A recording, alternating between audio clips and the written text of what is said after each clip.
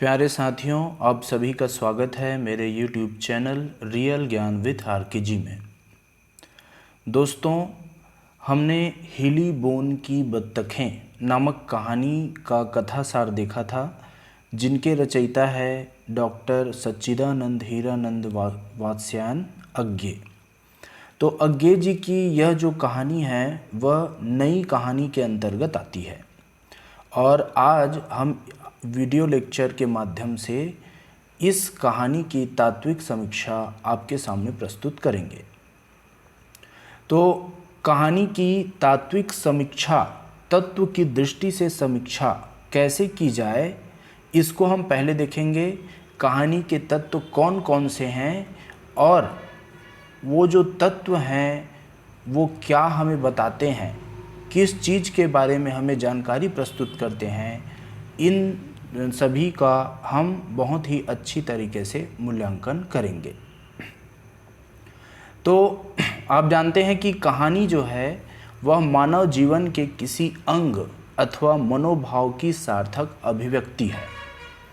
कथा सम्राट जो कि प्रेमचंद जी हैं, उनकी मान्यता है कि श्रेष्ठ कहानी वही हैं जो किसी मनोवैज्ञानिक सत्य पर आधारित हो।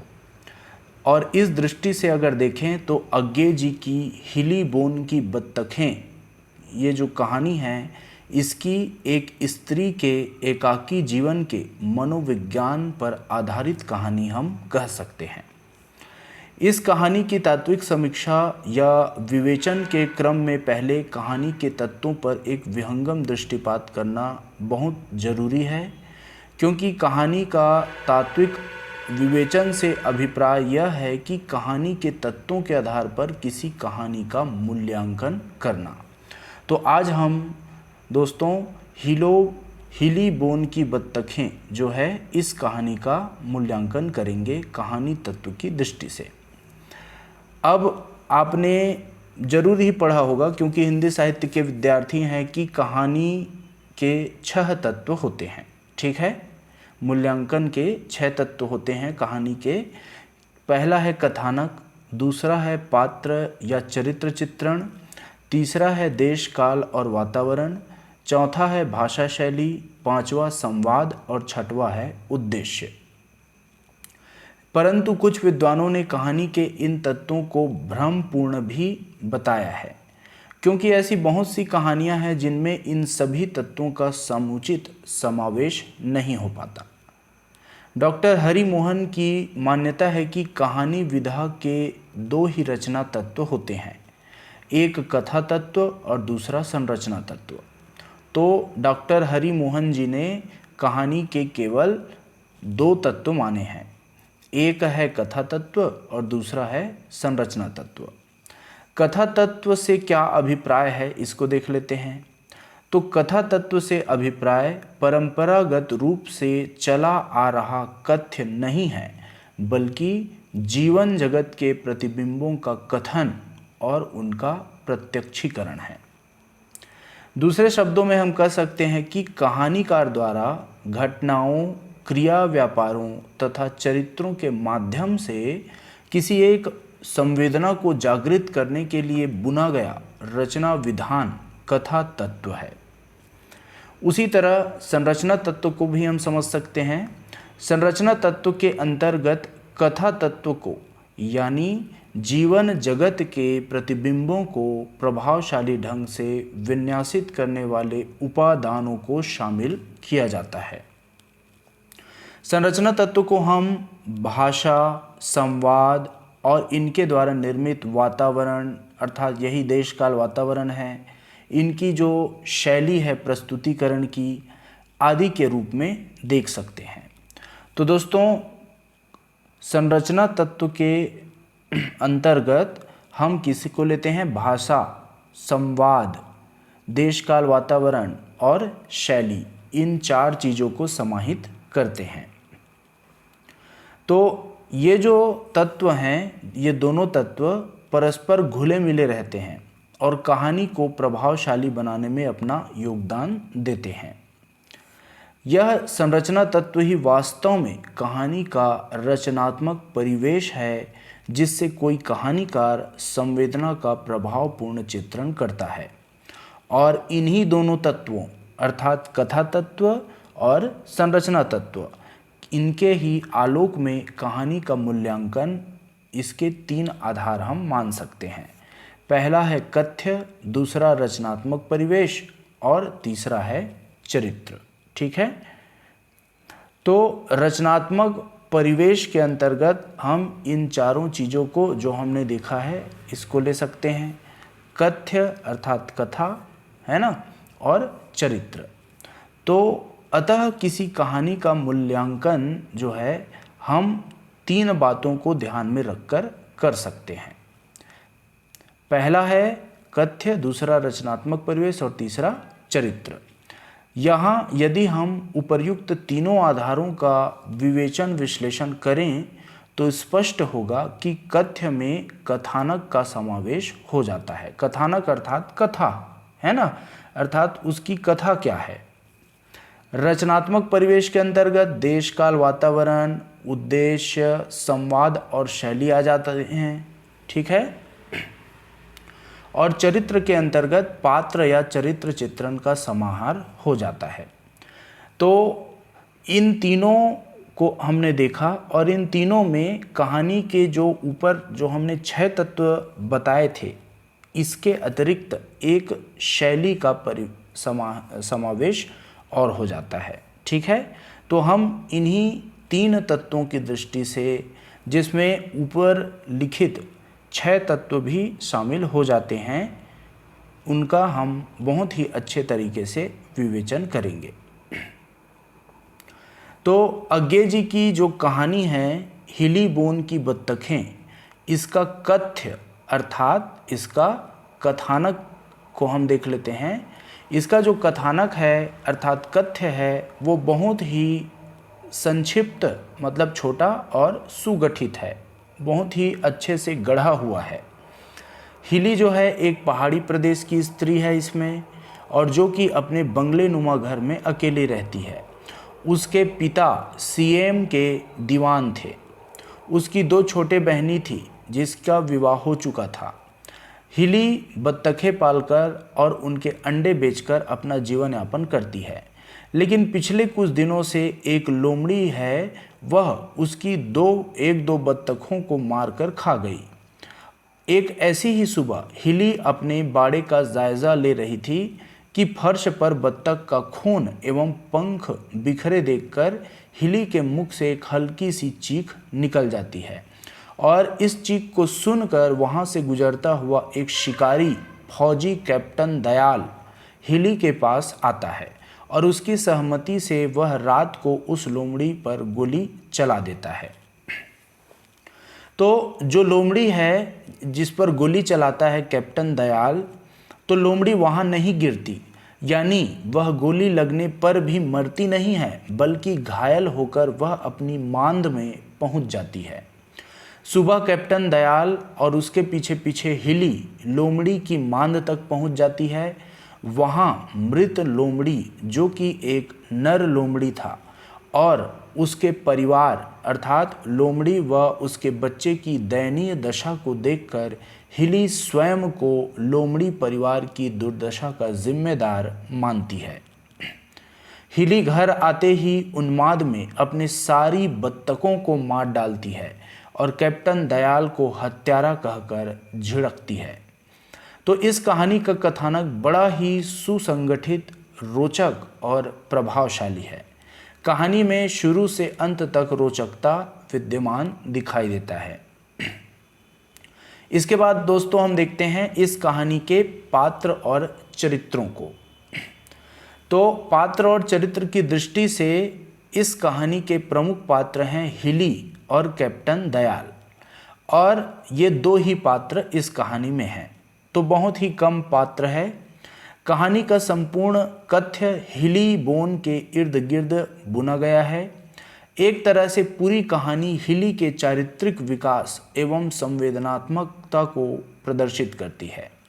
हिली के जीवन की त्रासद स्थितियों ने उसके जीवन को किस प्रकार प्रभावित किया है, कहानी में इसे बड़ी ही कुशलता से अभिव्यक्ति मिली है। हिली के अकेलेपन ने उसे अत्यधिक संवेदनशील बना दिया है। वह किसी के दुख को सहन नहीं कर पाती है। वह बहुत ही संवेदनशील बन चुकी है और उसकी बातों में अकेलेपन का संतरास साफ साफ प्रकट होता है, चूँकि वह अपने परिवार से अलग थलग रहती है। उसकी यह संवेदनशीलता कहानी के अंत में बत्तखों को काटने और कैप्टन दयाल को हत्यारा कहने पर स्पष्ट रूप से झलकती है। कहानी के दूसरे पात्र हैं कैप्टन दयाल, जो कि एक फौजी हैं और अपनी छुट्टियां बिताने यहाँ यानी हिली के क्षेत्र में आए हैं।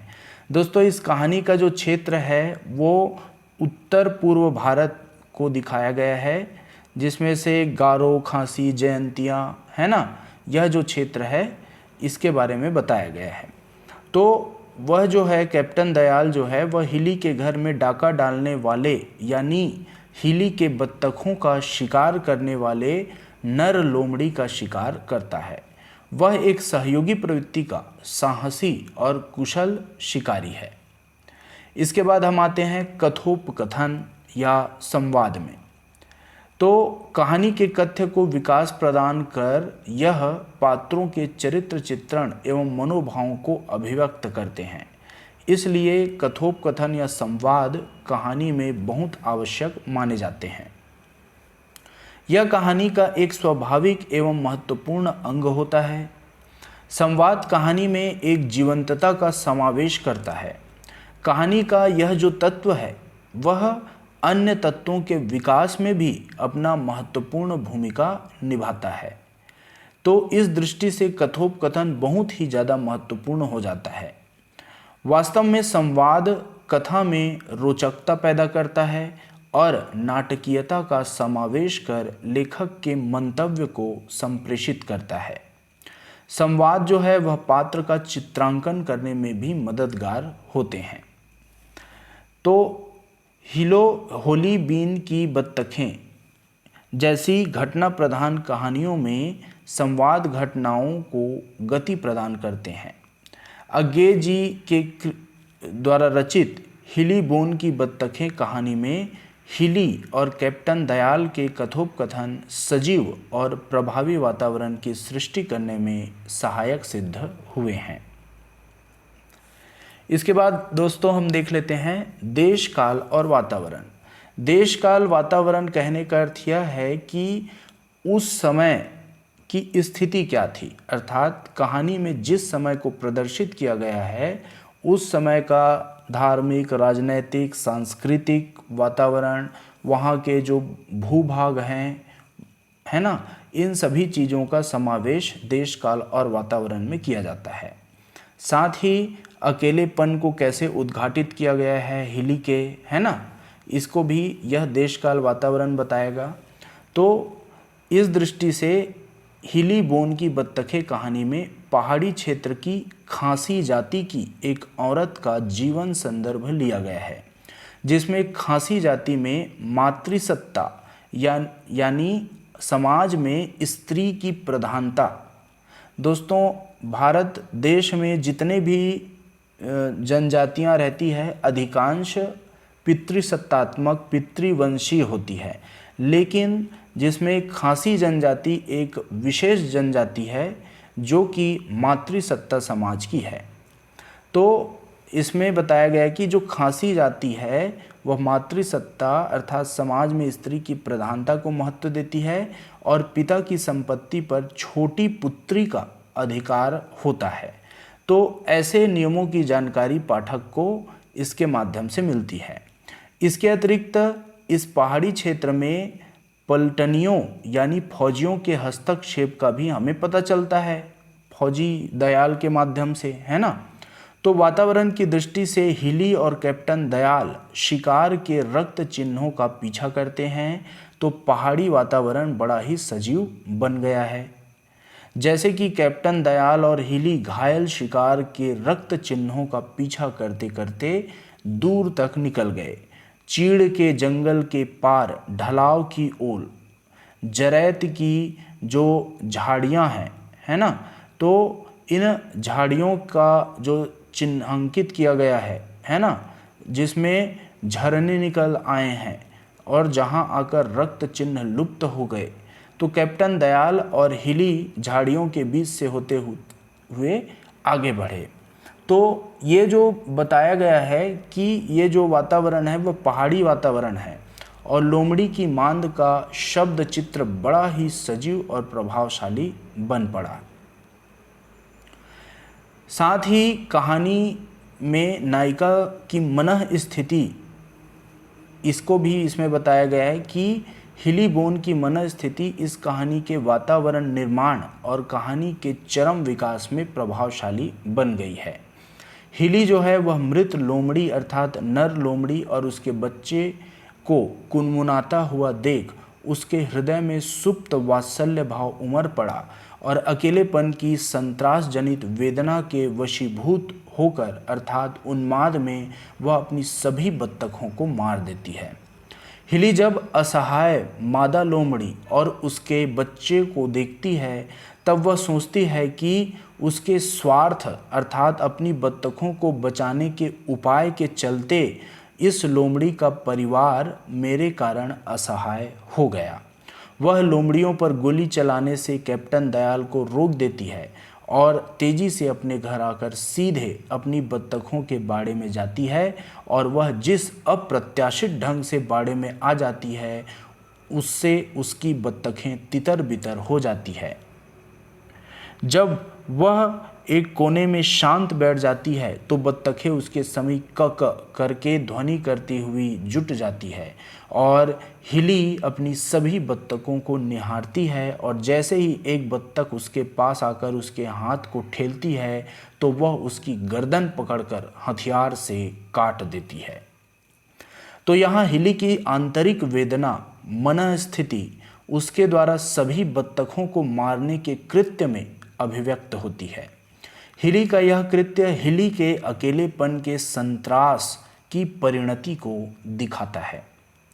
इस संत्रास की अभिव्यक्ति कहानी के सूक्ष्म वातावरण की निर्मिति में प्रभावशाली भूमिका अदा करती है। अब देखते हैं दोस्तों भाषा शैली। तो भाषा शैली की दृष्टि से अज्ञे जी द्वारा रचित हिली बोन की बत्तखें कहानी की जो भाषा शैली जो है वह सहज, सरल एवं स्वाभाविक है। कहानी को पढ़कर हमें कहीं भी ऐसा नहीं लगता कि बहुत कठिन शब्दों का प्रयोग किया गया है। ठीक है, बहुत ही आसानी से हमें समझ आ जाता है। तो साथ ही मनोविश्लेषणात्मकता के गुण से यह जो कहानी है वह ओतप्रोत है। तो कहानी के शुरू में ही लेखक के भाषा प्रयोग का कौशल चमत्कृत करता है। कहानी के प्रारंभ में ही कहानीकार हिली के घर और अंतःकरण का जिस शब्दावली में वर्णन करता है वह बड़ा ही प्रभावशाली है। यहाँ हिली के घर के चित्रण के साथ साथ हिली की आंतरिक मनः स्थिति का बखूबी परिचय मिलता है। इस कहानी की भाषा पात्र और वातावरण के अनुकूल है। यहाँ कहानीकार ने हिली के मन में अंतर्ग्रंथित संवेदना की अभिव्यक्ति बड़े कलात्मक ढंग से की है। यहाँ प्रत्यक्ष स्थिति की प्रतीकात्मक एवं सांकेतिक रूप में प्रस्तुत करके भाव अभिव्यक्ति को और अधिक गहरा और व्यंजनापूर्ण बना दिया गया है, जिसके परिणाम स्वरूप यह जो कहानी है इसके रचना विधान में अनुस्यूत सूत्र कई स्तरों पर खुलते हुए प्रभावी और परिस्थितियों की झांकी प्रस्तुत करते हैं। तो जो समीक्ष कहानी है हिली बोन की बत्तखें, इसमें अज्ञे ने एक अकेली जीवन व्यतीत करने वाली स्त्री और उसकी कुंठाग्रस्त मनः स्थिति का सूक्ष्मता से चित्रण किया है। हिली की विक्षिप्त मानसिकता का ही परिणाम यह है कि वह नर लोमड़ी की मौत के लिए स्वयं को और अपनी बत्तखों को जिम्मेदार मानती है, इसलिए वह अपनी बत्तखों का गला काटकर मार देती है। हिली जब दौड़कर अपने घर लौटती है और बाड़े में जाती है तो उसके तूफानी वेग से चौंक कर बत्तखें पहले तो बाड़े में इधर उधर बिखर जाती है, पर जब वह एक कोनों में जाकर बाड़े के सहारे टिककर खड़ी अपलक उन्हें देखने लगती है तब वे गर्दनें लंबी करके उचकती हुई सी हिली के चारों ओर जुट गई और क करने लगी। हिली ने एक एक कर अपने सभी 11 बत्तखों को मार डाला और बाड़े से बाहर निकल गई। तो इस प्रकार कहानी के तत्वों की दृष्टि से अज्ञे की हिली बोन की बत्तखें एक सशक्त, सार्थक एवं मर्मस्पर्शी कहानी साबित होती है, जो कि सहज ही पाठकों को प्रभावित करती है। गोपाल राय जी ने कहा है कि हिली बोन की बत्तखें एक अच्छी कहानी इसलिए है कि उसकी पृष्ठभूमि सैनिक जीवन की होने पर भी उसके अंकित संवेदना स्त्री की संतानहीनता की मनोवैज्ञानिक स्थिति से संबद्ध है। तो दोस्तों, इस तरह से हमने हिली बोन की बत्तखें कहानी की तात्विक समीक्षा कर ली कहानी तत्व की दृष्टि से। आशा है आपको समझ आया होगा और अच्छा लगा होगा। अगर आपको यह वीडियो अच्छा लगा तो शेयर कीजिए अपने दोस्तों को, साथियों को, और मेरे चैनल को सब्सक्राइब करना न भूलिए, ताकि जो भी मैं वीडियो बनाऊं आप तक आसानी से नोटिफिकेशन के माध्यम से पहुंच जाए। तो मेरे वीडियो को देखने के लिए आप सभी का बहुत बहुत धन्यवाद।